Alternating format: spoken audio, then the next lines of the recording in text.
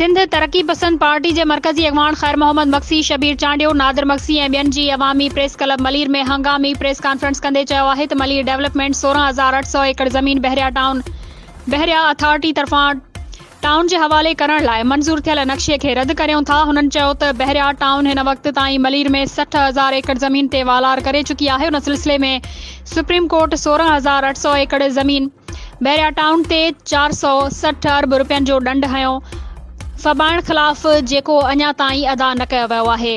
इहो अमल तौहीन अदालत आहे जंहिं ख़िलाफ़ सुप्रीम कोर्ट खे सो मोटो एक्शन खणणु घुर्जे। हुननि चयो त MDA जी ताज़ी मंज़ूर कयल नक्शे में 1435 एकड़ मौरूसी ज़मीन ॻोठाणनि जी आंदी वई आहे, जेको अमल गैर क़ानूनी आहे, जंहिं ख़िलाफ़ सिंध तरक्की पसंद पार्टी मुतासिर ॻोठाणनि ऐं आबादगारनि सां गॾिजी जिदोजहद हलाईंदी।